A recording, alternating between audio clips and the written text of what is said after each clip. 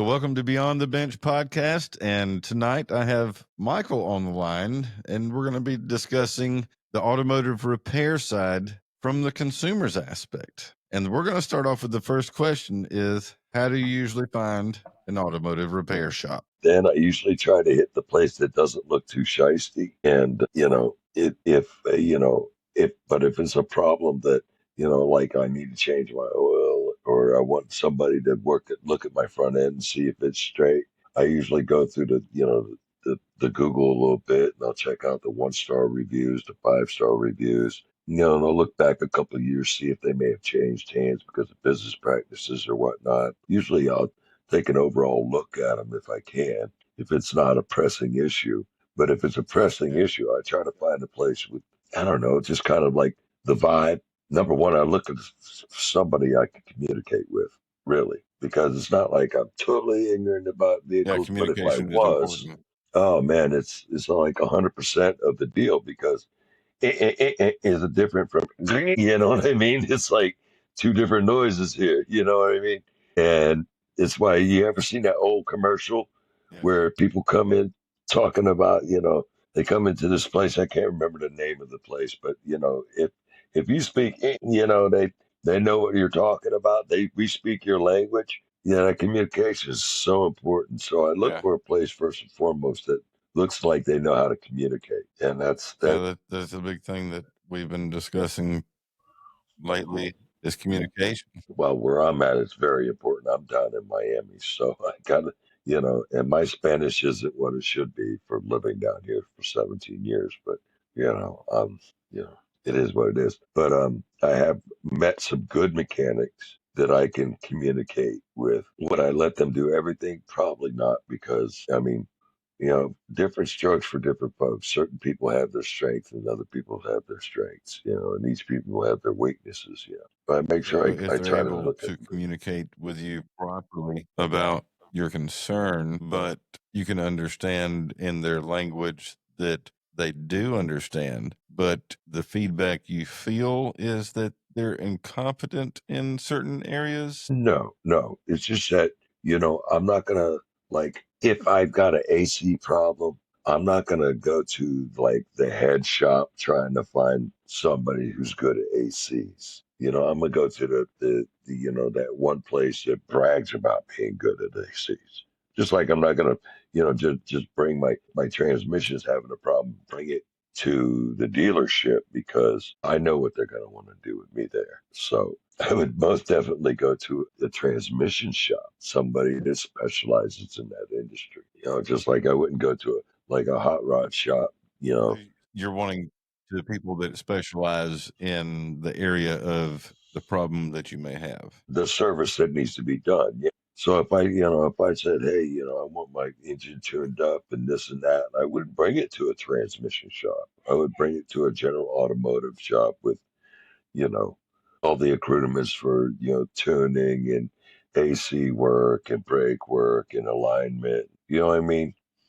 Maybe a multi-conglomerate type shop that handled those things. Maybe even the dealership, if my example of vehicle is see, because I gotta think about the dealership.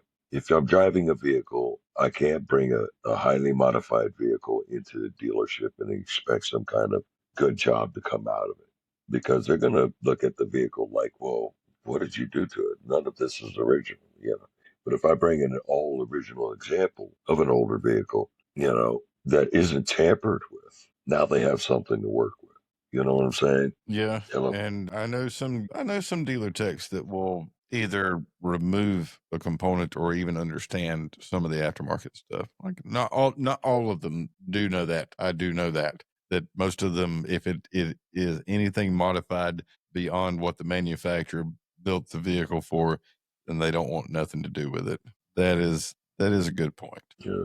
That's where the independent comes into. So then that would be something to where the consumers can look at of how do you find an automotive repair shop? Like where do you take specifically what you own and what's been modified, if it's been modified or if it hasn't been modified, where do you take the vehicle to? Do you take it to a specialty shop? if it is modified, right? You don't Yeah, take it to the usually dealership. independents. I take it to the independent because there's nothing that in, I mean, to me, it would be because I've got one vehicle that is pretty much all original and the other vehicle that has been modified, and they're of the same breed, basically. One is, to me, is if I'm going to bring to a dealership, it would be the one that they are familiar with. They know their kung fu with that and they can fix that. But this modified one, I need to bring to a, aftermarket or slash, independent shop simply because they know their kung fu when people are going to go above and beyond what the design specs are for, you know? So, you know, not that you got to go to a hot rod shop, but you go to an independent mechanic that can look at what he's seeing and say, oh, you stripped off this, you did that, you got this, you did that. All right, I see kung fu, and they know what you're doing underneath the hood. And then they say, well, there's your problem. And they point it out. They teach you more about the kung fu you was going for. And for me, it's like one of them things that it's a skill. It's like if you've never seen the cartoon, what is it, Felix the Cat? You know, Yes. everybody's got solutions for everybody else's problems. This is whether or not you're willing to put them in your bag of tricks. And not that I'm running around looking to steal people's tricks. I just like to learn myself. But for the average Well, yeah, consumer, you and gotta. there's a part there's a part of the industry like there's a lot of mechanics and automotive repair shops that do emphasize for the consumers to maintain their own vehicle. It's not that we're trying to take anything away from that. We are more promoting the consumer to do their own maintenance, but how to do it properly and not trying to make a mistake. Like half the time you'll see somebody that does an oil change on a Toyota and they drain the transmission fluid instead of the engine oil. Mm, Stuff like that does happen because they're unaware or they're uneducated. And, we do promote stuff like that, saying, we'll take the time to go over things with the consumer of, if they want to change their own oil, some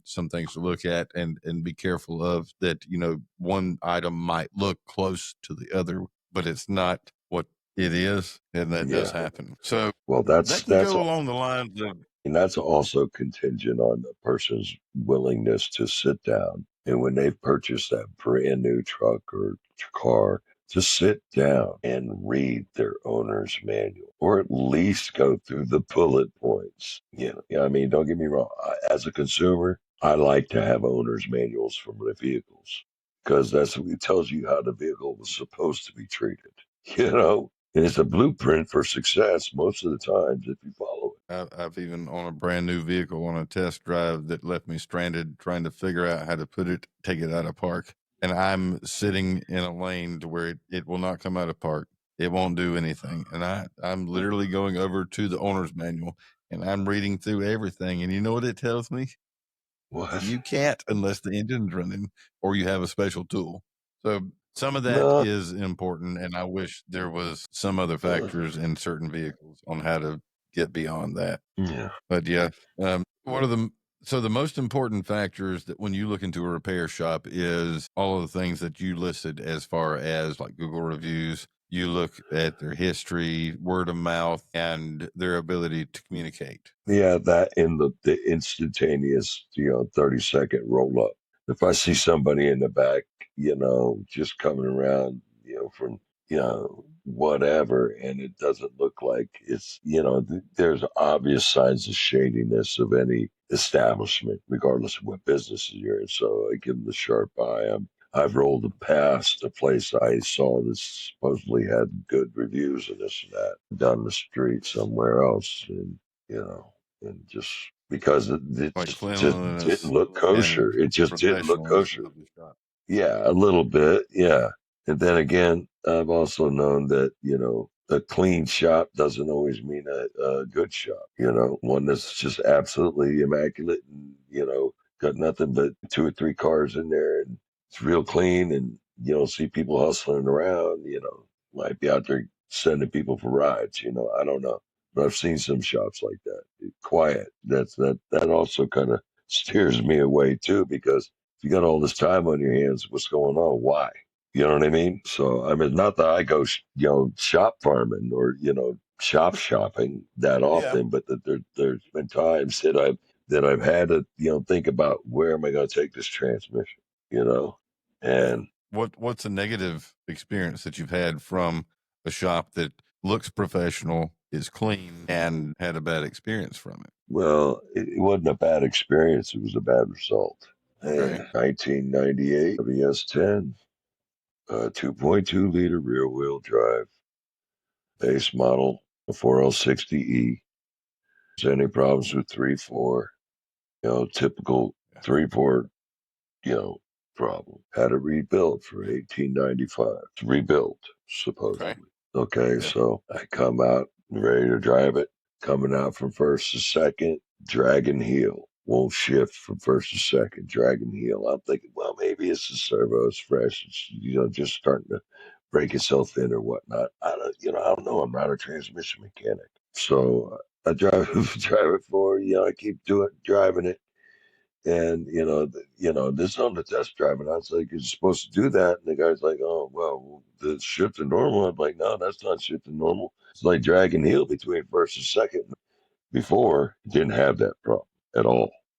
Shit, A delay and a first to kick. the first and It second would was grind solid, out and dude. then kick. It would boom hit. It would hit like I like it. First to second would hit.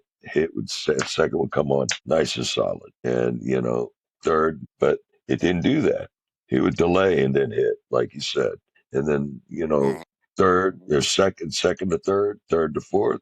Have moderate pedal, like like the driving instruction manual says. You're supposed to put your pedal at least a third of the way down to make this S10 work, evidently. Uh, You yeah. know, because I actually looked at I'm like, wait a minute, am I driving this damn thing wrong? And I looked at the manual and said, no, you're supposed to push it about 30% down. So I'm thinking, how much horsepower does it take to actuate a 4L60E? And I'm asking silly questions to Google, and it don't know what the hell I'm talking about. So, Yeah. it's a crazy question, I know. But, I turn around and I push it because I got no other choice. Then I changed the head, and there was a piece of cleaning material, some kind of ceramic bead in the head that I had got. I got a rebuilt head from a local distributor. It's usually pretty good, but evidently was overwhelmed because there was a chunk of stuff Mm-hmm. that came out of one of his heads that ended up in my oil galley that caused a spun bearing.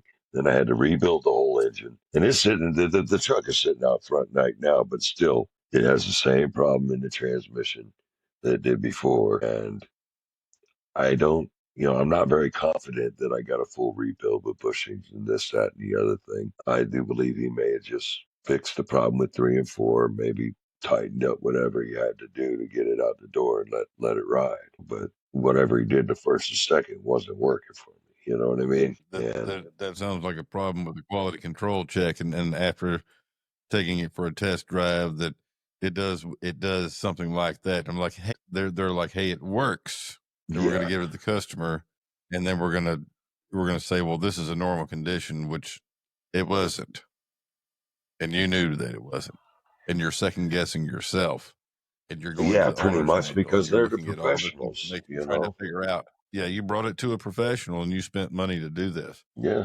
$1,800. And I told them, I mean, when they said, well, listen, this was days right before the pandemic hit.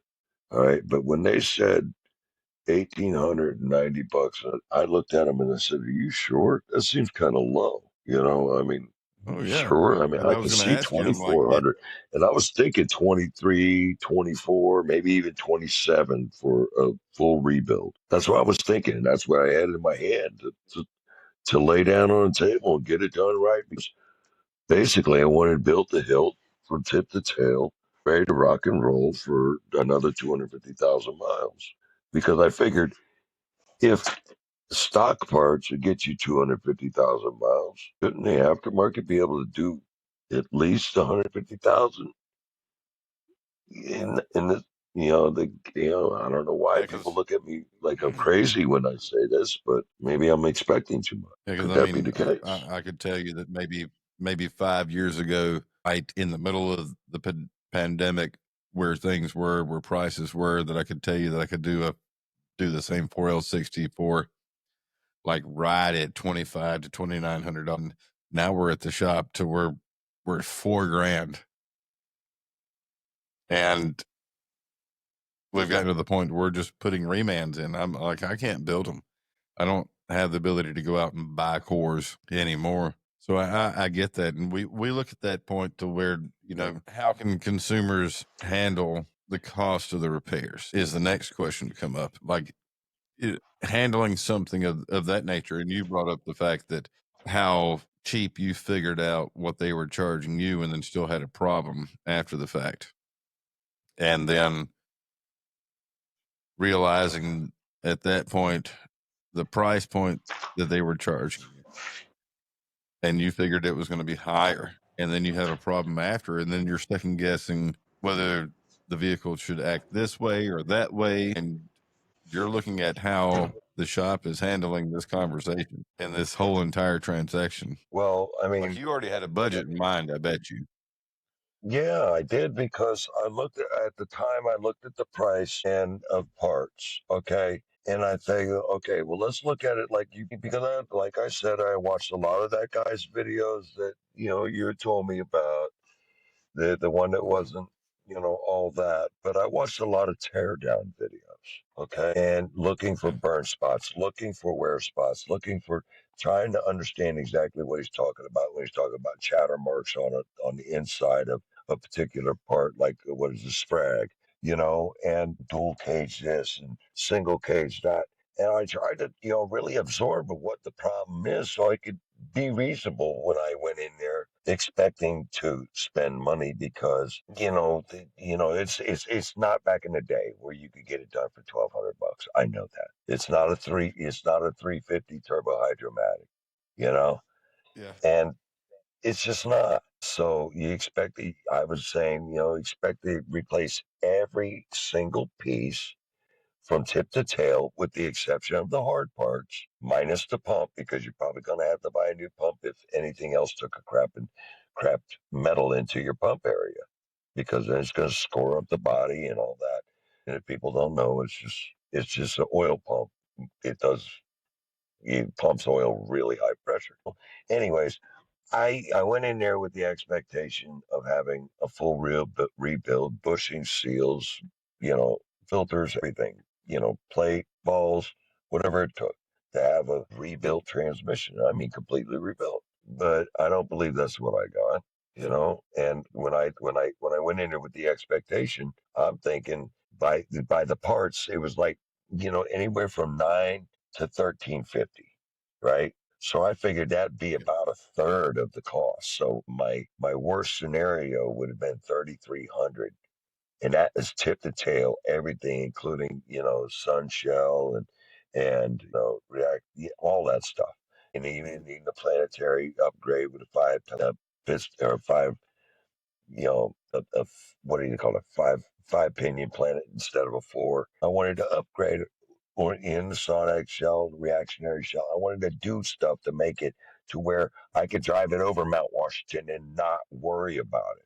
Because Yeah. I know as Mr. John Hewitt consumer here, I want to turn the key and not worry about it. I don't want to think about whether or not my crap is going to break down in the middle of it, my opus journey of my lifetime that I want to take by car because flying sucks anymore. So it's the last bastion of freedom is our cars. Flying does suck, especially if you're going from the East Coast to the West Coast and back in the same week. And I've Brother, done it.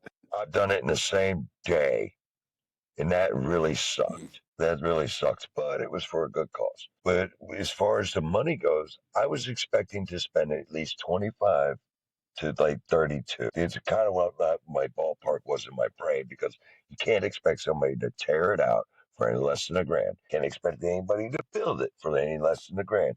And putting it back in, they're still going to charge you. They got to pay. They got to pay for the roof over the head.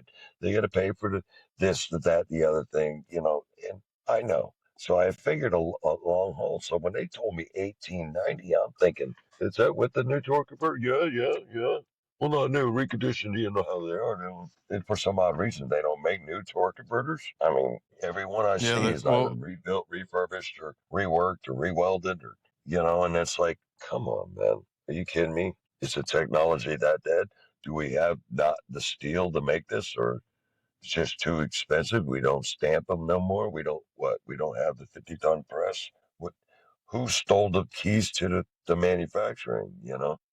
Well, I'll touch on that a little bit so you can understand it and so others can understand that anything that comes off the assembly line is brand new. So anything that's replaced as a replacement part is remanufactured. So remanufactured, like converters are remanufactured all day long. You'll Yes, never get a brand new one unless it's in a anywhere. vehicle.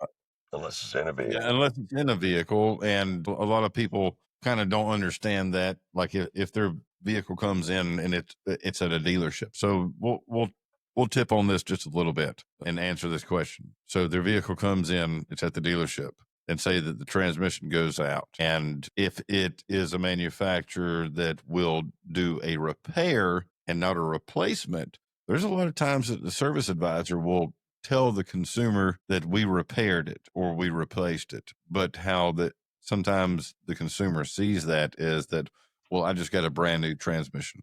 You got a remanufactured. So That's not right. That's not right. I there's mean, if no I'm other way talking to a around it. consumer Nothing over ever, here, though, because if within a certain amount of years, the product is not manufactured anymore.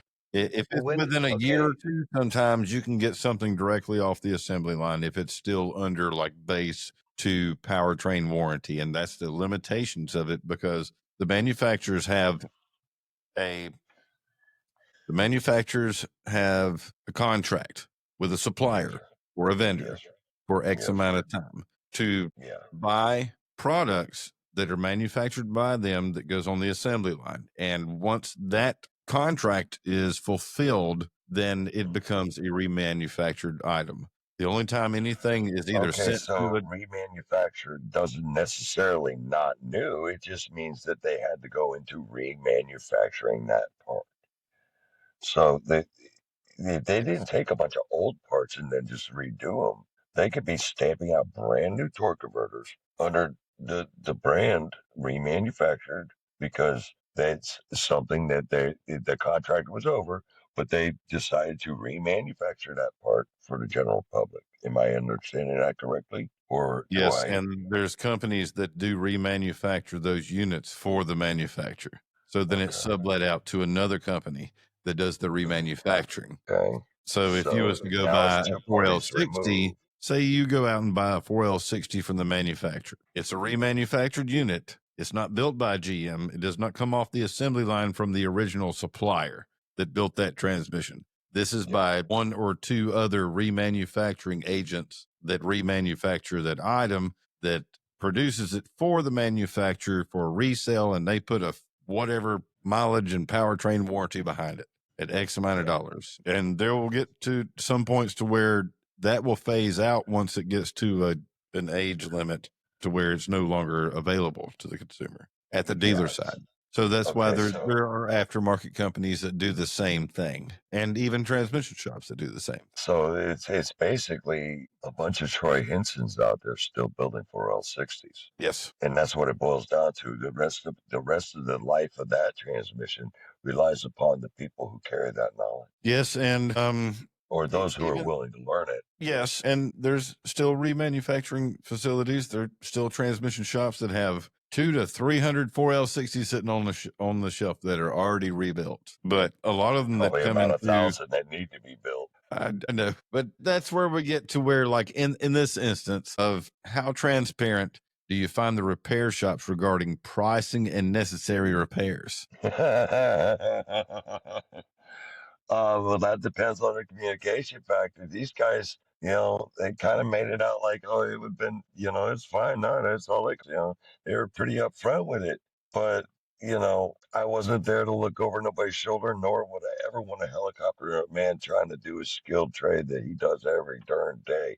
Yeah. He don't need no Helen helicopter over his shoulder. Look, what is that? What is that? What is that?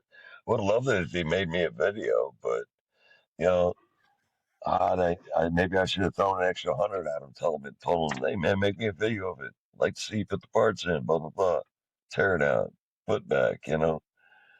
Oh, my And lucky charm. everybody wants to tear down and rebuild video of the stuff that I do. I don't always have the time to do that anymore. I'm No, I more like know. That's why I doing didn't stuff in even between. suggest it to I'll him. try to here and there now, but kind of what's progressing with my future and my careers to where it's not for show and like clicks, likes, and views. And hey, my transmission's on social Yeah, media and a million yeah. people see it. It's not what it's all about really anymore. No, it's But not. in the beginning, it was fun and it was promoting good things. And then there becomes a time to progress beyond that.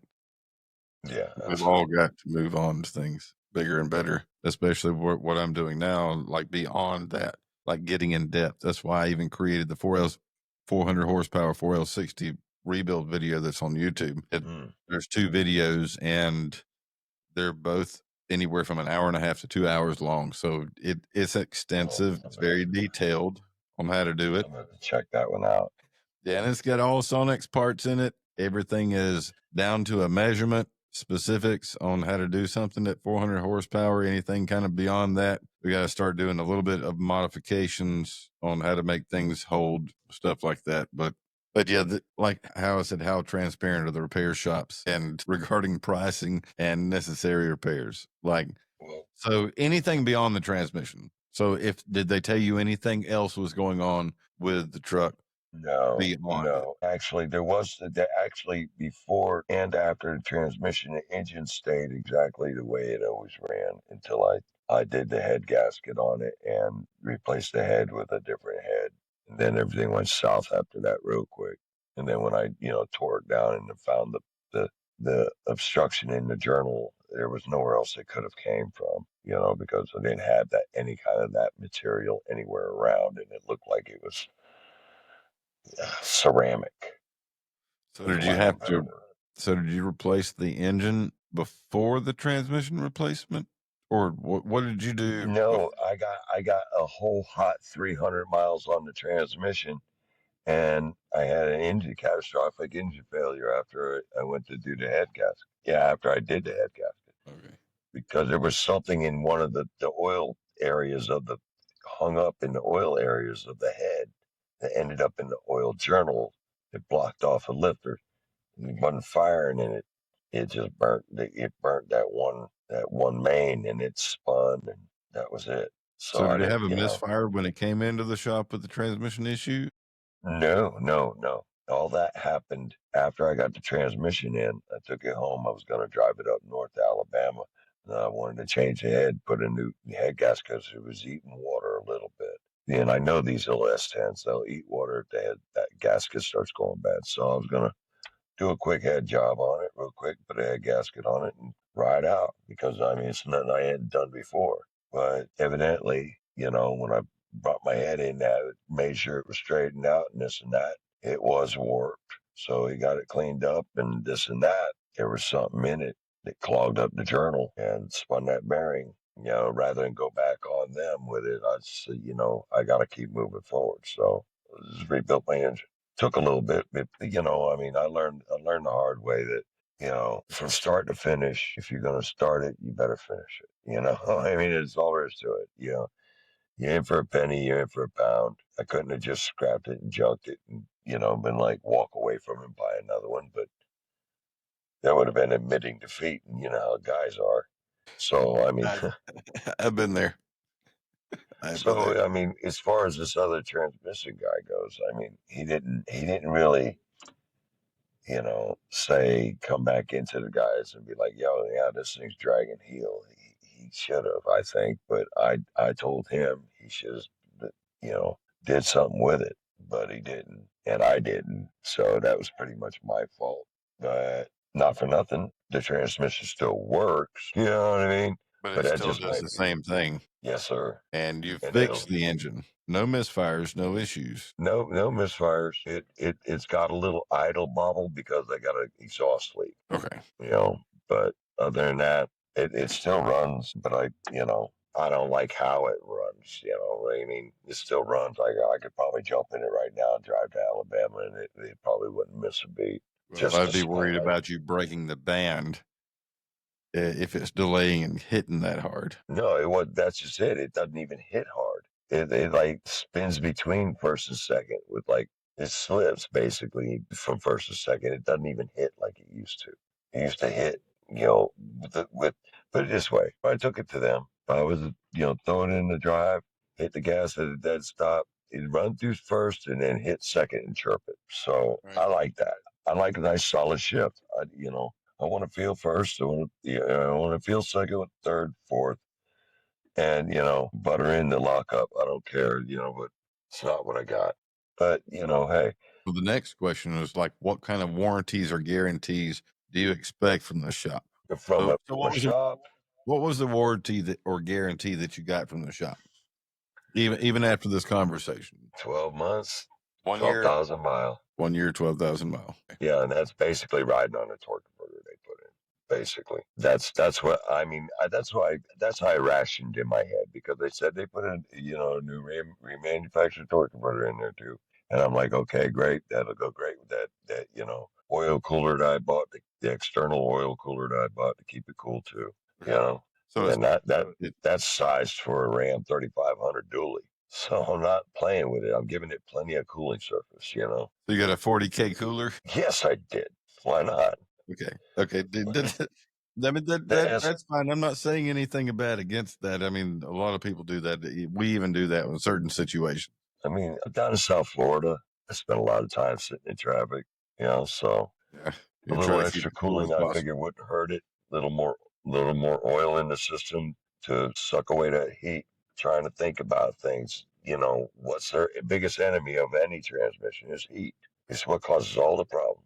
Yeah, but if anything happens, what are you going to, if something happens to where all of a sudden you don't have second gear or third gear anymore out of nowhere or you lose reverse, what is your expectation of the shop? Well, it depends. I mean, I asked him straight out, so I'm like, well, if something fails within his 12,000 miles, you're gonna tell me from where I'm at? Oh, well, no, but we'll help you out with, we'll split the cost. I'm like, split the cost, but by that time, all the work was done and I had made my choice.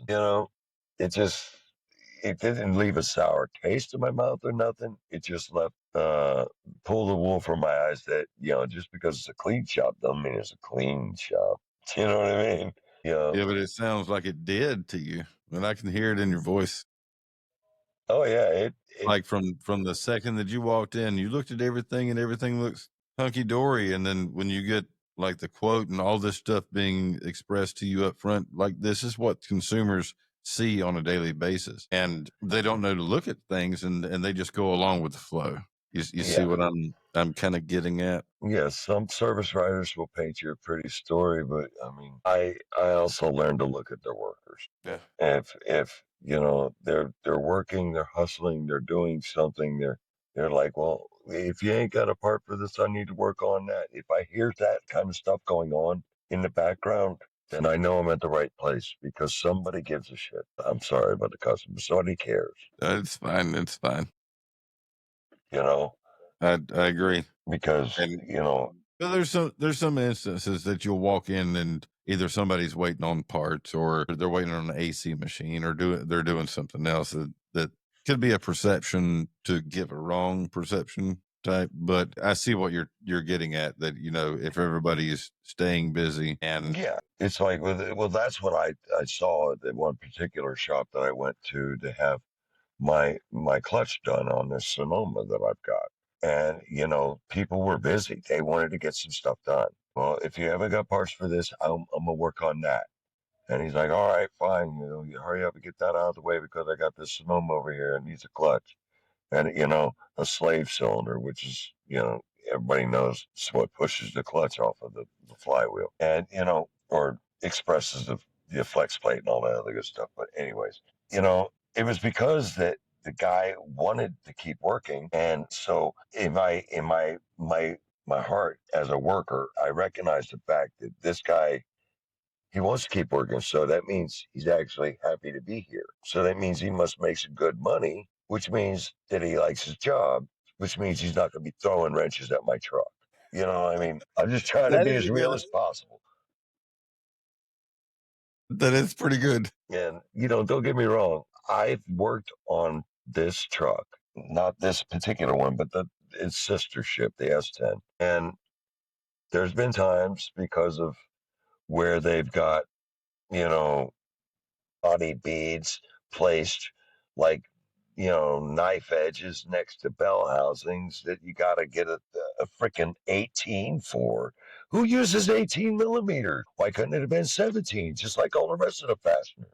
I mean, so, anyways, I'm getting off track, but yeah, it's just like, choosing one is can be difficult. You just got to keep a sharp eye out for the disposition of everybody there because not all of them are honest. And then that's what's got John Q working on his own vehicle, as far as I'm concerned. I mean, I'm Joe Schmo, but John Q's been like trying to pick up a wrench and salvage what he can, of his older vehicle rather than, Yeah. but rather than go buy a new one. But it's really hard to turn the wrench over to another dude when you're like, man, I just got this thing running right as I can. And you want to turn the wrench over to someone else, you're willing to pay him for it, but you don't want to pay him to mess your ride up. Yeah. And you just, And we talked about that earlier, like the difference with dealerships and independent shops.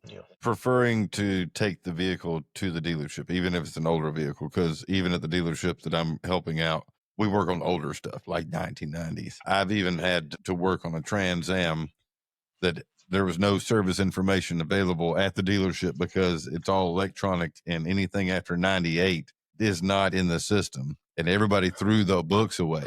So all I had was all data and basic knowledge. No, they didn't throw the books away. That they threw the books away. Man, I'm so glad that I picked mine up. I literally bought for my Dodge Stealth. I had a Dodge Stealth, right? And it jumped time. And I dropped the valve through the piston number 5, and it tore it off, and it drove for another 3 miles after that too. But it only destroyed one cylinder and one piston cylinder area on the head, but it was totally destroyed. And if it wasn't for eBay, I would have never gotten the Dodge Stealth RT manuals from Chrysler that were about the size of a phone book, my man. The dual overhead cam engine, and I only used 3 pages out of that whole book to rebuild it and get it right and did it right. And if it wasn't for a book, I wouldn't have got it right though. Because there was not enough information on YouTube. There was not enough pictures of the timing. There wasn't that one little footnote that was less than a paragraph long. The one sentence that talking about you got to go to the firewall and locate the brown with blue striped wire and ground it out for the first 5 minutes of startup to relearn the timing module. There was no information about that on YouTube. Probably still isn't, other than my comment about it. So it was all in that book. Look it up because I wouldn't know. It's a Mitsubishi 6072 engine 3.0 dual overhead cam. Yeah, timing plus or minus 7 degrees at the bottom dead center. You'll remember that forever. Yeah, absolutely, man. I love that engine. It is a beautiful engine. It ran so good. But see, there's still even guys that work at the dealership that would know that information. Some of them don't even more. And there's independent shops. So if we look at that kind of like information, I need to, and I randomly remember something my first time as a technician at a dealership where a customer called in and 5.3 LS engine, Gen 4 block. I wanted to know the torque spec of the spark plugs. He called in, asked a service writer, hey, can you ask a technician what the torque specs for the spark plugs are? Just simple question. So service advisor calls back and he calls me directly and asks me, I'm like, I have no problem looking this up and telling you it's 17 foot-pounds. Oh man, I went 10 pounds over. I'm in my head. I'm like 27 foot-pounds.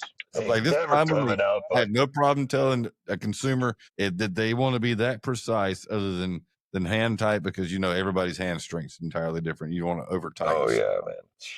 Something like that. So I'm like, I have no problem answering a question like that. I'm like, something simple. Somebody wants to call in and ask some question like that, and I'm like, I am totally fine with that. That's But simple. nowadays, I looked up torque specs for my head, on the on my the S10 model 99 with the torque to yield, bro. Why did they hate us? Why did they say torque to yield? Why? If ARP is suitable, why are they going torque to yield? Why do they hate us, bro? That's all I can ask. They're being very transparent with their disrespect. It's straight raggedy. Because Well, I mean, you dude, don't have a cast iron head with a cast iron block. You have an aluminum head with a cast iron block, and then now you have aluminum and multi-layer head gaskets at the same yeah, time. but I got an iron block with aluminum head, and that's a combo that takes ARP studs. Yeah. But mine, they don't make ARP studs for this particular engine. You know that, right? You got to actually order it by size and spec. Yeah. I found out that the hard way. I got a set of ARP studs in the house right now, sitting on my bedroom shelf, and they stare at me, all $125 of them. It's like, But before we get because off too, before I'd we have get to too, I'd have to re-drill everything and deck head. I'm not trying to do that. so I'll ask the question before we get too far off topic. Do you prefer Is going to the dealership or an independent shop for repairs, and why? is this hypothetical, or Not if real. it's like unlimited pocket or reality? Reality. Reality. I can't afford a dealership. Most people can't. That's a straight up reality of it. That we know as soon as we walk in the door, they're gonna be like, "Look, what you driving a 98? Hey, come on over here. We got a nice Colorado for you, pal. You like the smaller trucks? You walk right into a commercial on the freaking pool full of hungry sharks. They ain't sold a car in 7 months. Okay, at the dealership. Oh, this thing needs $1 bajillion worth of work. You might as well just buy it. I mean, Well, meanwhile, all you want is the front end worked on. You know what I'm saying? But I mean, at the independent guy, I could be like, listen, man, I'm pretty sure the front end's shot the fuck out. How much you gonna charge me? He's gonna go, oh, let me get her on the lift and take a look at it. And he gets her on the lift and he's like, all right, it's $1.75 for the diag. Yeah, you need this, that, and the other thing's gonna be like 700, 800. And that's just in parts? No, that's parts and labor. And you can pick it up tomorrow. I ain't got time to get it done today. Man, I ain't got time. Damn. Can I make an appointment with now tomorrow? Book the fuck up. And that's how it runs. They are booked to the hilt and where I'm at because it's a big city, you know? And we got three big cities strung in a row: West Palm, Fort Lauderdale, Miami. And they're saturated with mechanics and saturated with yes, people they with car are. problems. Who to bring it to, though? Whoever's got time and a reasonable price and a decent reputation that's not going to rip you off. I prefer to go to an independent if I can, but if I had the money, I would go to the dealership and be like, oh yeah, all brand new AC Doco parts, all brand new AC this, all brand new. I mean, I Well, would go most to, of I them would go might be even discontinued at this point, but and to. some dealerships do aftermarket parts, but then you have to find the dealership that will do aftermarket parts and not just OEM only. And if it's Yeah. discontinued half the time, I know that some dealerships that will not even work on a vehicle. If the part's discontinued, they're like, "I'm sorry, we just can't help you at all." If one piece is discontinued, they're like, "Nope, I'm not going to touch it." So So, that's an aspect. But on the conversation of talking about and discussing price, mm, we'll touch on the price situation. You just said $160 an hour, right? If the labor rate's $160 an hour at the dealer. well, I mean, if that's what it is, it's what it is. I mean, usually, I mean, I've seen shops talk about 125 for diagnosis is applied to the parts and labor of the job if you say go ahead.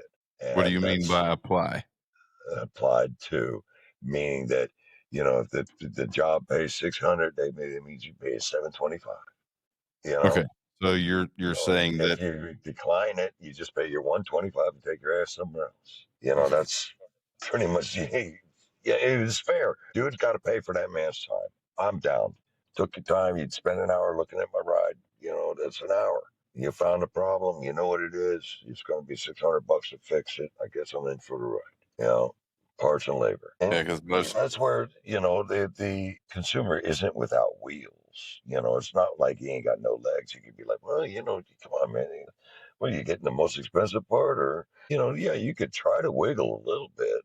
I don't always just pay asking price. You know, my dad would roll over in his grave if he heard me saying that I do, but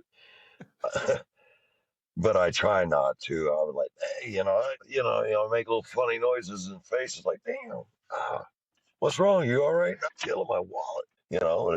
What are you gonna do? I mean, I don't like if people belittle what I'm doing for the Yeah, price what I'm you're doing asking. for a living and you what you're charging for what you're doing for a living. Yeah, Hmm. yeah, I get that and understand that. And even the independent side shows that. Like even if we even started at the price range where it's Yeah, $160 an hour, there are independent shops in my area that are already at 160, and the dealers are maybe $20 an hour higher, just yeah, slightly higher. So now the independent shops are coming up to the labor rates that what the dealership is actually charging because hmm, of what it's actually costing to run the business and getting involved into like training and keeping up with industry standards in order to maintain that as the reason why is that. But I get it to where you feel on the dealer side because I feel both sides. It's not just I'm not for one side or the other. I'm for all of it. yeah. But I mean, I can't sit there and tell the dealer or the independent that, hey, you're over here making money. Ooh, I mean, come on, man. They're not in the business to give their services away. I understand that first Yeah. and foremost. That's why, I mean, when I worked in concrete a lot, we'd have people that try to haggle with us after I just got through pouring a house that's worth, 3 mil and half the day doing it in concrete, and they're trying to haggle with us on the end pricing them. All I want to do is just walk up and ask them, do you haggle with your dentist while he's pulling your teeth? I mean, it's just not proper, it's not mannerful, it's not polite. Yeah. And you save your haggling for the freaking, the swap shop and the flea market and the pawn shop or the yard sale. But when you go to a man's profession, there's got to be some kind of respect there because you're not paying him just for his skill. You're paying him for his dedication to a trade and his knowledge. And basically, you're paying him for his life that he's laid down already to get this knowledge and his skill in the trade. And, I guess the whole lifetime of being looked past in that capacity has, kind of left me understanding that you can't just barter your way through some things. 'Cause sometimes cheap ain't good and good ain't cheap. You get what you pay for. And Hard lesson to learn. something along the lines that I've been trying to discuss with others and ran a scenario with my wife that's a service advisor that Yeah. she's ran into issues where a customer came in and it was a first time customer. Apparently, it was a first time customer situation, and just oil change, tire rotation, something simple. And he went to pay, and his card declined. Okay. And apparently, he didn't have enough money. He didn't realize that he didn't have any money. Ooh, wait a minute. So Hold it was an older elderly gentleman, and so they comped the entire deal. They understood kind of where it was. Elderly gentleman took care of him.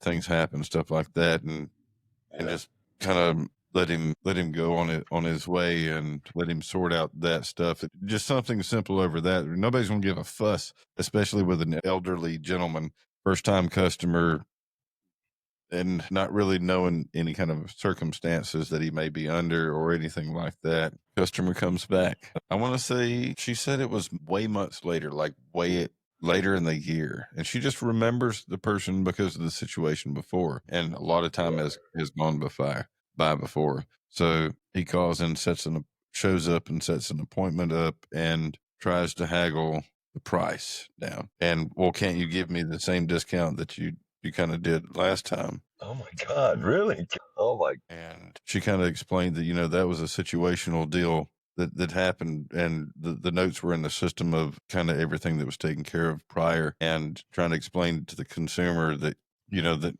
we understood kind of what happened prior in that scenario. And he started going off with a tantrum with the entire situation. And he was like, well, what about those $10 coupons you have behind the desk? And those are like $10 off or 10% off discount. Those are for like a specific situation and when to use them, not like every single time. And that is for customer satisfaction. not where I'm just trying to give you a discount every single time that you bring your vehicle in, because basically Yeah. this was the situation, and I told Toby, I'm like, this was what was presented to me, and one of my fellow colleagues brought this up and put this in perspective, and I was like, holy crap, this just smacked me in the face. And I'm like, I'm gonna show this to everybody as much as I can. So if somebody comes in and they're always asking for a discount, and you want to give them a discount on anything that you're providing the value and the service for, then do yourself a favor. I want you to take the money out of your own pocket. I want you to walk around the counter and I want you to pay for it yourself and put it onto the tab. And you come back around and take the money and put it into the register for the customer and realize what you did. Yeah. Every time you Basically. discount yourself and the value that you have, you're lowering your value and you're discounting everything that you're doing. So then you're presenting to the consumer every single time that you're willing to devalue yourself because they're continuously pressing. Yeah. That's. But they. I mean, I don't know. I mean, I've never been that kind of guy. Don't get me wrong. We're at the flea market. We're at the like at the pawn shop, and we're at the yard sale. I'm not going to pay $20 for that vacuum cleaner. I'm going to offer you 10. So it's just Well, at how the it is. flea market, But I but that's at the flea the market. But when same you thing. got your hands all up in my mouth trying to pull that molar or that wisdom tooth that grew back, I'm not going to haggle with you over how much it's going to be. I just want it out so I don't have to have the headaches. So, I mean, not everybody has that appreciation for a person's education and what they've done to get to where they're at. And, that's not just in the automotive industry, it's To every industry. every industry wide that people have been kind of, dare say, taken advantage of and not really appreciated. I agree with it. I don't like saying it because I'm sure there's people out there who think they're appreciated at their jobs, and but there's some of us, myself, who just recently quit a job because I definitely was not being appreciated. Yeah. We had that conversation. Yeah, so I just kicked that ball down the line, and I feel better because I'm working at a place where I'm appreciated now, and that I pretty much got free reign to work as I want and still get my job done, plus other people's, helping them move forward throughout their night and day. You Mhm. know, I kind of feel like oil at that point because I'm making the whole job work quicker, slicker, faster, stronger. So it's like in that sense, Well, there's good, being good and bad. bring being appreciated is important. It Yeah, doesn't matter what industry you're in, as long as if you're being taken care of, you're being paid well, and you're being efficient, you're doing your job, then it's an everybody's happy. exponential thing. I mean, the better you feel about doing your job, the better you do your job. I mean, but Yeah. if you feel like you're climbing an uphill battle, you're never going to win. You always got to buy a new tool every freaking 6 months to a year. You got to buy a new tool just to keep up with a standard that's doesn't really have no particular standard. That it's not holding to any true standard. It's just making new fasteners willy nilly because they feel like it. I mean, I'm sorry, but I feel bad for mechanics. It feels Well, like you guys are fighting a losing game. maybe and maybe not, and there's ways around that. So that might even lead into the next question: is how do you feel about the use of original parts versus aftermarket parts? I really love original parts. I like staying to how it was intended to work and, the precision, that's necessary. You don't go shoving a Bouvier, clock spring into a freaking Rolex and thinking it's going to work. You know what I mean? Okay. But if the aftermarket has a better solution than the originators, of the like the intake that's on my Sonoma, the same intake that's on my S10, it's plastic. I disdain plastic. I don't like it. I don't consider it that reliable. Even these composites they got today, I would much rather the same intake be made out of aluminum. I would pay the extra $500 to have it in aluminum, cast in aluminum. Same design, same everything, same fitting, same placement, same port size, everything, same, but just in aluminum. It would help take the heat out of the head. It would probably even have better flow characteristics simply because it's, not going to warp up like the plastic one did. It's not going to crack like the plastic one did. Yeah. It's going to last a little longer than the plastic one would. But I'm still on the do it yourself. Make sure you get the most out of that vehicle. If you take care of it, it might last forever. You know how many Toyota Tacomas and stuff like that T100s are out there with 1 million miles on them? Yeah. So I'm all for aftermarkets if it's solving a deficiency in the original design, but so long as it's moving you forward and not like just for shows, like, oh, it looks good but it doesn't actually do anything. Or if you do like I did, get a set of injectors that absolutely did not work with your vehicle, reason unknown, ohm out correctly, but just don't work. But that's OE or aftermarket or used or reman or Aftermarket. It was aftermarket, brand new. yeah. Aftermarket TRQ injectors. Guess that was trash. I guess I don't know, but Somebody might know who they are. I don't know that manufacturer. yeah, me either. I knew they looked good. They looked new. I didn't want anything, dude. You know how much they want for a set of injectors? Almost $400. 1,000, huh? Yeah, $480 some dollars for that's for wait, that's for a set of two, I think. For my vehicle, it would have been about like $960 for four brand new AC Delco injectors. Dang. It for my Avalanche, they're $100 a piece. So all 8 would cost me 8, little over 8. Well, it'd be like 9 to 1,000, depending on like taxes and where I bought it from. If I was buying OE, not aftermarket, I can get them cheaper, but I could also take them and have the injectors cleaned and rebuilt and redone. Yeah. Well, see, then you're But then at the you're paying time. labor instead of Yeah, replacing yeah. I parts. mean, throughout all of it, the difference is, how many cycles has been on that injector. Yeah, I And know. I've got That's what I friends look at it telling me, too. I'd rather the put a brand friends new set in it. exactly. I got from my buddy telling me, "Oh, you ain't got a bad injector. Injectors don't go bad." I'm like, "Yeah, tell that to your little diesel pump. That's different. That's different." No, no, it's not different. It's still a pin in a donut. That's all it is. It's a pin in a donut. That's all you got to remember about an injector. And he didn't like it, but to win the argument, I had to boil it down to its basic function. It's just a finger in the hole of a dam. And when it opens, it pulls that finger out, fuel sprays out. A little more complicated than that. It does it a billion times a second and all, but that's beside the point. Yeah, but I come across many videos saying, "Dude had a bad injector, whether it's clogged or fouled or scraped or the needle itself, the stylus or whatever they call it, is actually perverted, bent. Because you get a big enough piece of debris through a fuel rail, could be a little piece of chalk in the fuel rail, will actually bend that needle and make a leaky injector. I never knew Mhm. that. And but I learned some things. Oh, they're supposed to be, doesn't matter which way the polarity sits on them. I think it does. I really think it does. Because they had me ready to switch up the polarity on my wires just to see if it did or didn't.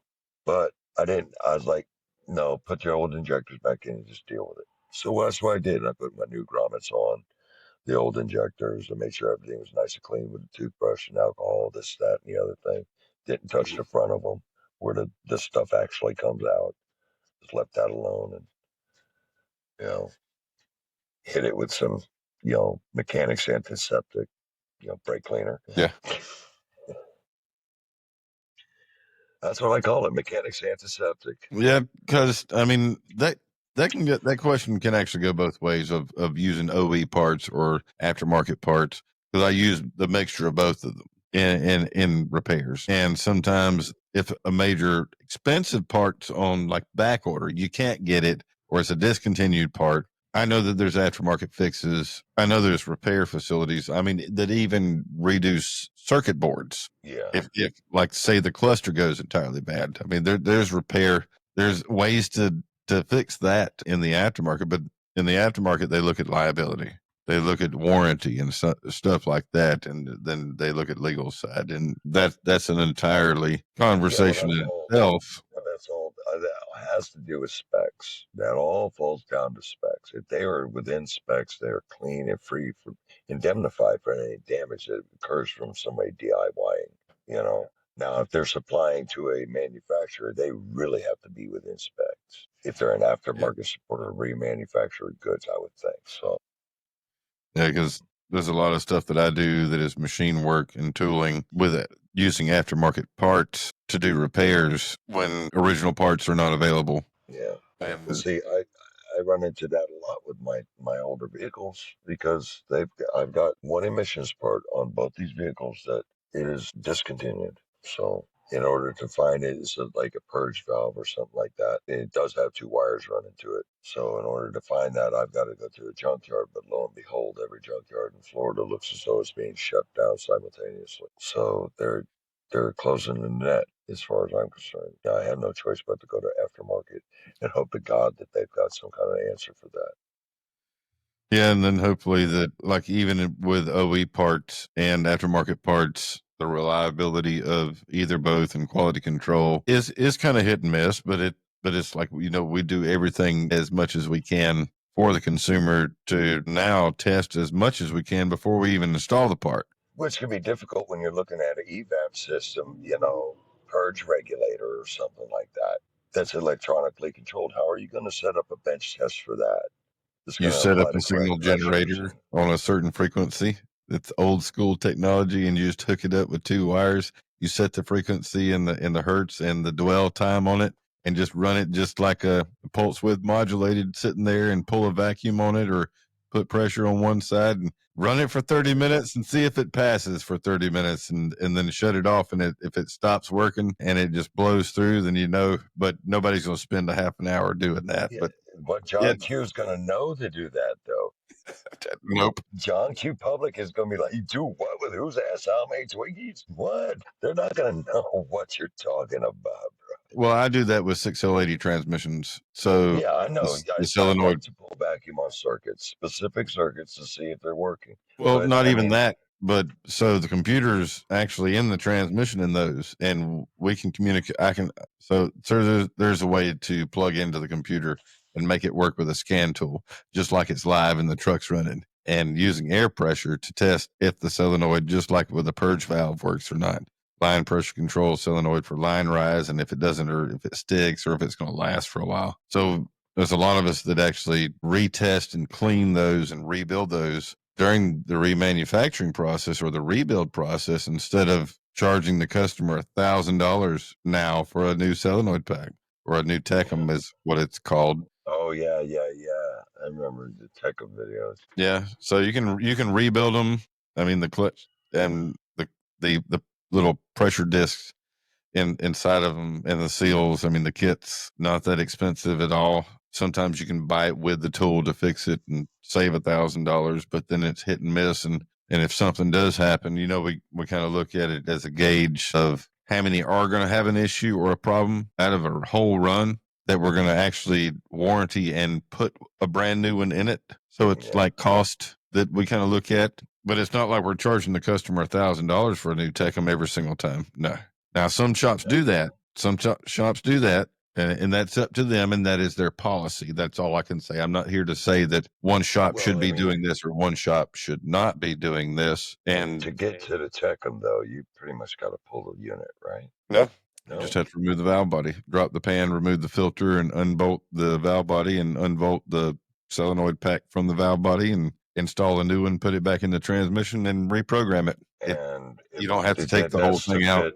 Is that to fix shuttering or shift problems or drivability? What is that? That would be more along the lines of shift quality issues. And there's rare instances of a converter lockup problem, but it's not like all the time. It's a rare condition that would have a converter problem with a solenoid, with the solenoid pack. More of it's like it doesn't have enough line pressure, or it flares or it bangs all the time, or it delays in engagement, stuff like that. But I mean, as like independent, I mean, it when it presents these problems, how do you narrow it down that it's the Tecum rather than something else? Is it because of track history, or is it because of symptom history that's always pointed in that direction, or was it something that had to be chased down through like Occam's razor type, deliberation when the tech world finally caught a grip that, hey, it's the tech I'm screwing up and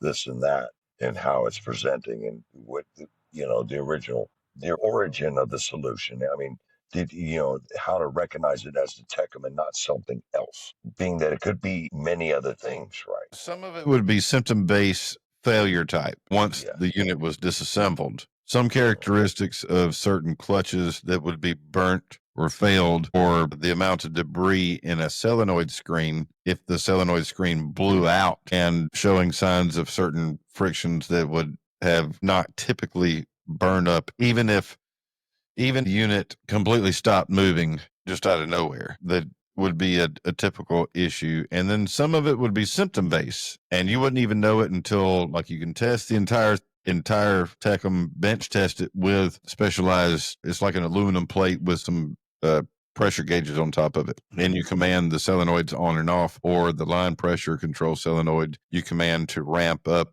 at a certain pressure that is commanded versus desired would be mechanically shown on the gauge. And like, say all that passes and you've went through certain symptoms that you may see in it, and you've tried to clean it and you cleaned everything out. I'm like, all right, there's debris in this potential issue, and this would be a type failure that would be known. But then we went through the entire process, cleaned everything, verified that it still works correctly, rebuilt everything that we would need to, put it back in, and then have a symptom after the fact. Then we would have to start all over with another symptom based diagnostic, pressure gauge readings, and just start over to rule out potential causes. Look at hydraulic diagrams, clutch apply charts, and basically start over from the ground up in order to figure out, okay, so this is not what we would see on this type of issue, and try to rule out, is it something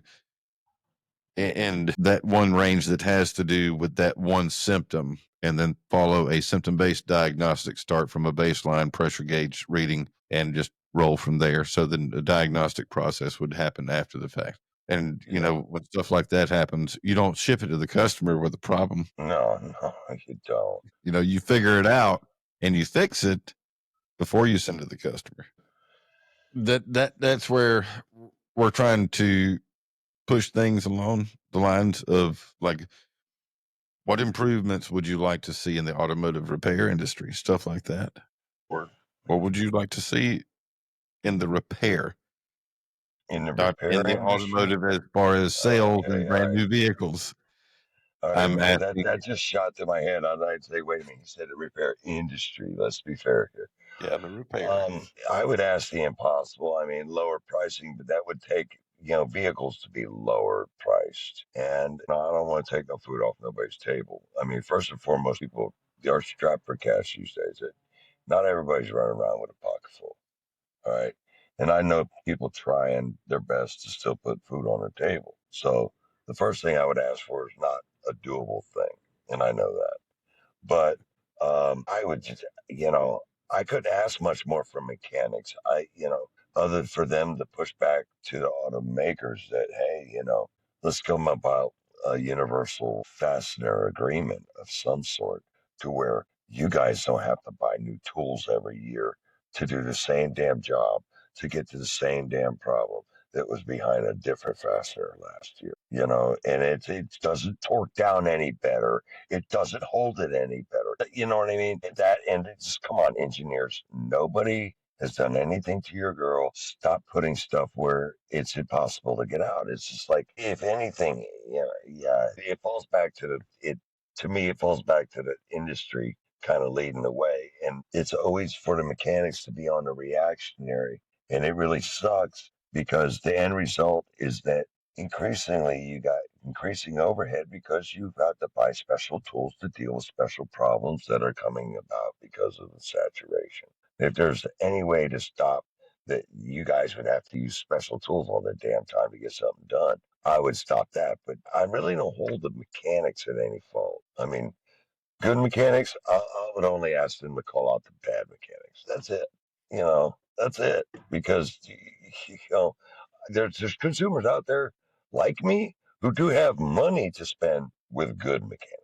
The ones that we know are going to fix the problem, not fix our wallet.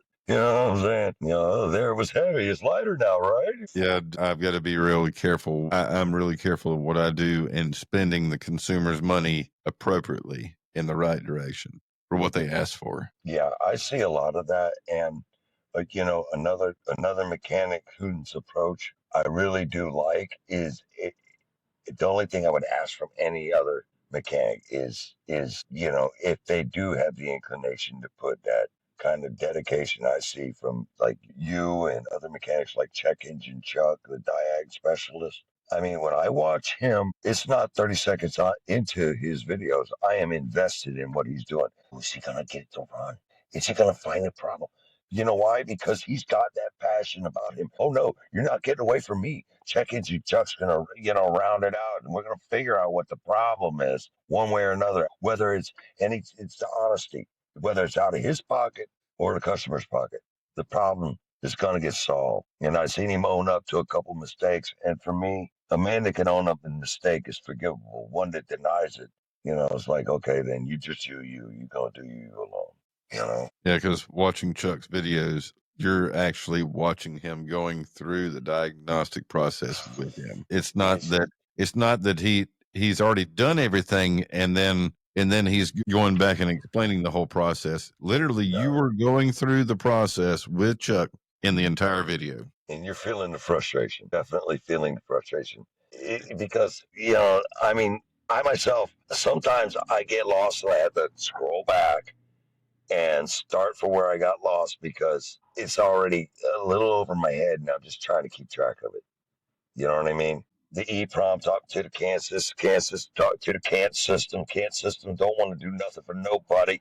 It's like, come on, man, work with me. Yeah. And it's like I am amazed that he does figure these things out, but also appalled at the great lengths that men like yourself have to go through just to make something work that shouldn't be so damn complicated to begin with. Yeah, I agree. Some days I'm having to pull like I said before, I'm having to pull the dash apart on a 2025 GMC Acadia to replace the heads up display so the consumer can see everything on the windshield. Well, I mean, it's what they paid for. It's a product of the vehicle and an option and a feature that they paid for. I get it. I know, but the technology is over freaking 35 years old. You would think they'd had it right by now. The military's been using it forever. I mean, by now, even the civilian grade should be like on and popping, dude. I mean, think about how old that technology is. By now, it should be almost holographic, the things on heads up displays by now. If we really want to go full tilt bozo with the tech, I mean, for 80, 90, 180 grand that you might spend on a high end vehicle. I mean, the thing should basically fly. I mean, for nowadays. I mean, and they do have flying cars that are only $250,000. So, I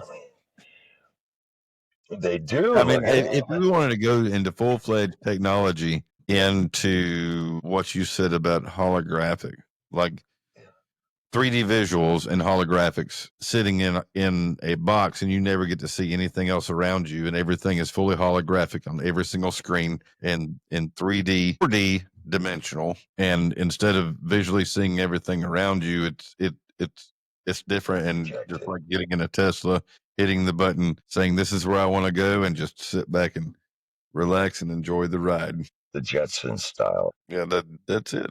But that's not happening. I mean, honestly, though, I think that the mechanics have got a rough time. They're in a bad spot because, like I said, I think they're pushing us towards leasing vehicles with the longevity that people have been getting out of them. It seems as though, at least this last line of years, like push it across the finish line at the end of the year so you can claim your new lease or whatever, new model year lease, warranty it long enough to get them in here next year to buy a new model because we need to sell cars or at least keep people on the treadmill. Yeah, no, that was a good option to do that. It was just to continue to lease a vehicle because you never had to pay for the maintenance other than like oil changes, as long as you kept it under a certain amount of mileage, but you were still contractually obligated to a payment.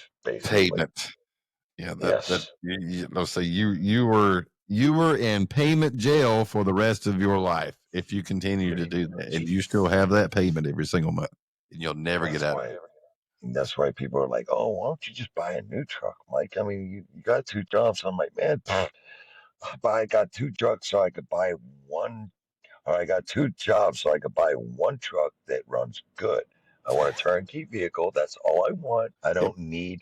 I don't need the Johnny Big Guy, F-350 with the big old dog tires. No, I need a little truck to haul whatever I need it to haul, and I know what I need to haul, and I know what I don't need to haul. I agree. I, you know, I don't need to go spending a bunch of money. And for me, right now, as much as I like the looks of some of the newer vehicles, I don't trust the quality that they got going on. I agree. And a lot of Like it Americans doesn't are matter. they're It doesn't agreeing. matter the manufacturer. I just like I have this bad taste until something with manufacturing gets out of a major slump over anything that may have happened during COVID. And everybody can sit here and say that, oh, it's been this way since like 2007 or 2008. I'm like, I don't think it's been this bad in the No, last but 5 years. if you knew if you knew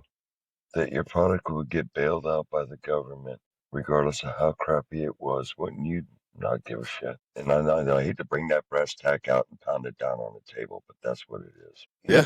We pulled out the credit card, we bailed them out, and then they gave us a more expensive vehicle for it. Thanks. I mean, I myself, listen, I look at let's look at a Mustang Coyote. Gets about 25 miles to the gallon for a V8. It's freaking incredible. I love it. But then what happens about 60,000 miles, 1,000 miles? Well, your cam phase are going crazy. Or Oh, you you need jump time. or you have problems with oil consumption. 5 liter Yeah. Coyote is having oil consumption issues, or then an issue with the 10R80 with CDF drum failure. And then when you're out of powertrain, then the manufacturer doesn't help you. Either or. You need a new engine. You need a new All the transmission. above. All of the But above. yeah. So it's like when you see somebody in a 1998 S10 POS But it brings that back bucks, memories and be like, I wish I had my 94 S10 again. and But I, somebody passes you in that, and you're on the side of the road with your, you know, brand new Jaguar XJS 12 or whatever it is. I feel bad for people when they spend all that money I for agree. it to be sitting on the side of the road. And don't get me wrong, I've been there too. I've had my fair share of humble pie, but for a 20-some-year-old vehicle, I don't feel like it owes me something. I feel bad for it, that I'm not going to be able to fix it again to perfect shape because not all the parts are there, you know? I agree. I agree. But I hate to cut it short at this point, but we're about an hour and a half in, and You know, what I'm gonna do from here on out, kind of like what we've talking about, what kind of improvements we would see the automotive repair industry, and I think we've hit a lot of stuff in this conversation, like going from the basics of trying to find a shop all the way up into what would you change about things, and like how informing consumers about what to look for, even though it may look good that it's a shady shop, or it may look good, but kind of key points and factors to look after and how the communication goes. Because we all look at professionalism, setting the expectation, like presentation, everything. And like I even hear it from a lot of the transmission builders that complain about the customers that come in and they'll have an issue or they build a carryout unit for a consumer and it'll get put in, and then the consumer will complain about something about is hunting in and out of lockup, something like that. Then they bring it back in,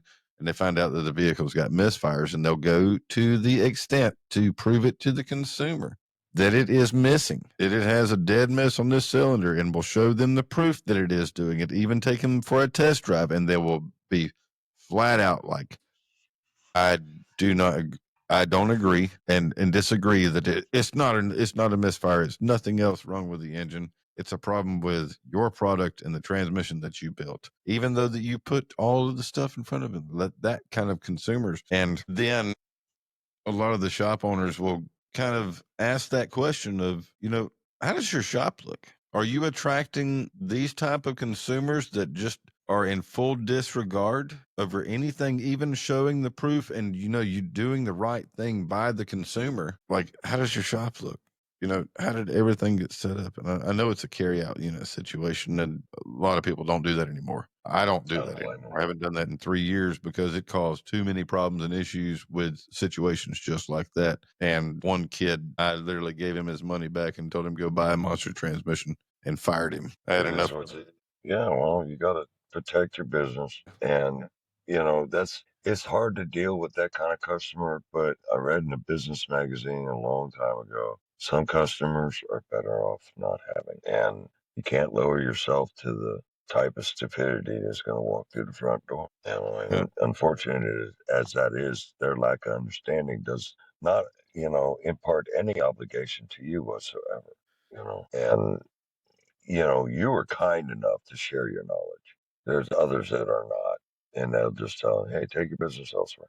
But, I mean, for the good ones that are still out there, there's good money to be had because people need their cars fixed. Because today's cars ain't cutting it. People yeah, need I their agree. cars That's fixed. why I'm sticking to more of the later models than I like it, depending on how badly damaged it is. I might do one or here and there, but we don't explicitly promote that we rebuild everything. It's not a transmission shop. It's more of like general automotive repair. We do a little bit of every. George does a little bit of everything. I'm just the only guy that builds the transmissions for the shop. Otherwise, it Yeah, gets reband. That's all it is. And even still working back at the dealer at the same time, like it's like a juggling situation, and then still being the influencer and teaching. Because if I did the same stuff all the time, I'm just repeating myself. So then I created folders in the bio to where if somebody has a question or something they need a reference to, it's all there. It made it easy instead of me repeating myself all the time. It gets redundant. And now I'm trying to find different areas and ways to focus on something beyond that. I may have said as much as I can, but I still get questions and calls all the time. that's what happened. That's the burden of knowledge. People need to know. And when you got it, people want to know from you. I know. I mean, this information will get out, and little short clips will come out of it, and hopefully it'll help consumers kind of understand both aspects because you're a consumer, and I'm in the automotive field. I do that for a living, so it's my business, and Yeah, and try because a lot of my customers that I still have these conversations with still. It's not like I'm no different than anybody else, but I'm trying to put the aspect and ask the right questions to kind of see where they would need more education in and seeing maybe it's going to help somebody else, especially from a consumer's aspect. Like, what do you look at and what do they look at? Might be two different. Two.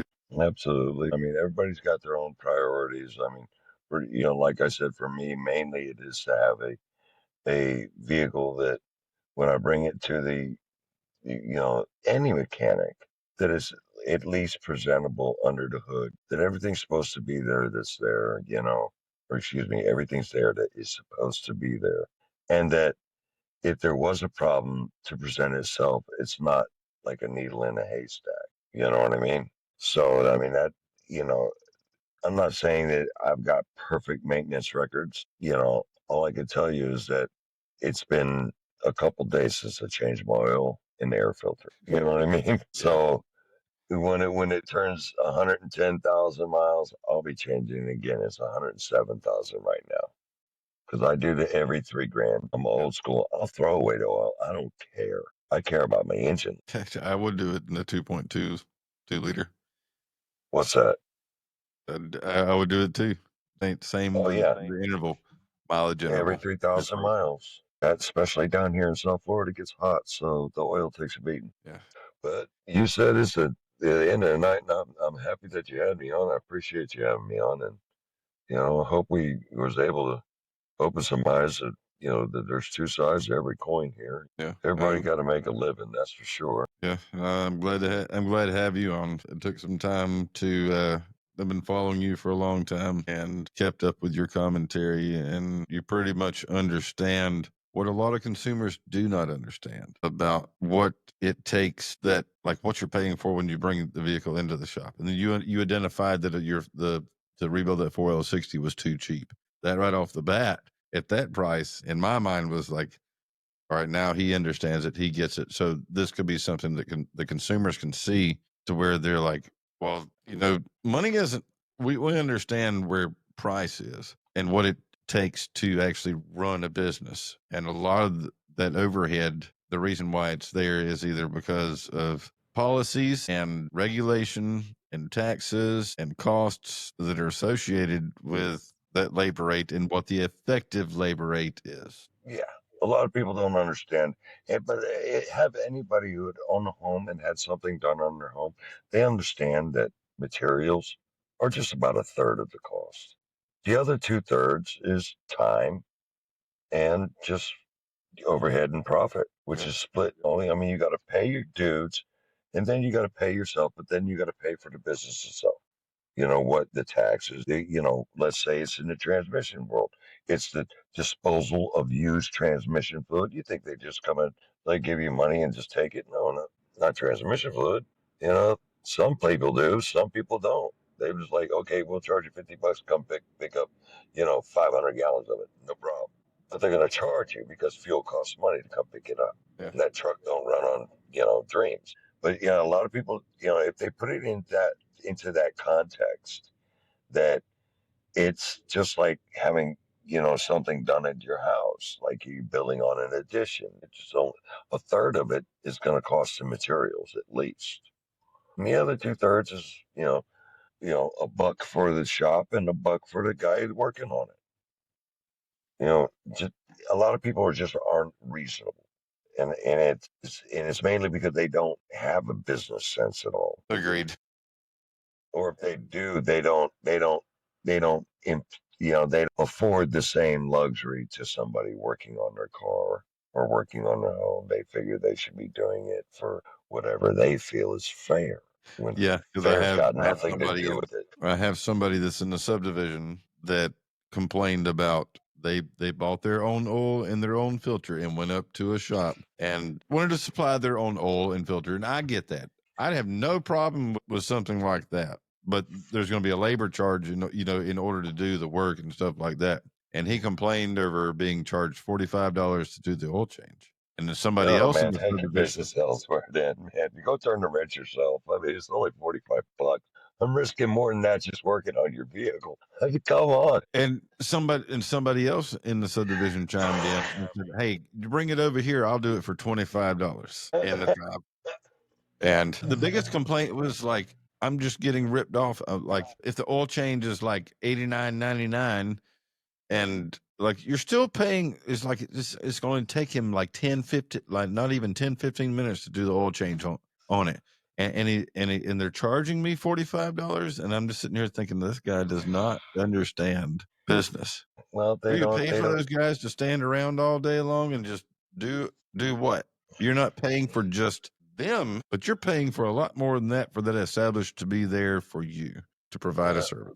Even if you're bringing your own oil and filter. Yeah, that was the whole thing in my head, but I didn't say nothing to him. He makes some good ribs, so I'd never Thinking about it, I bet he makes some good ribs. So I just made him. I didn't say nothing in the group. I just let him vent. I'll have a conversation with him about it later. Be like, all right, let's just well, come on the podcast. We'll sit down and talk about it. But it was great having you, and I appreciate you. I will catch you online. And Yes, sir. hope everybody enjoyed the podcast, and we'll see you next time.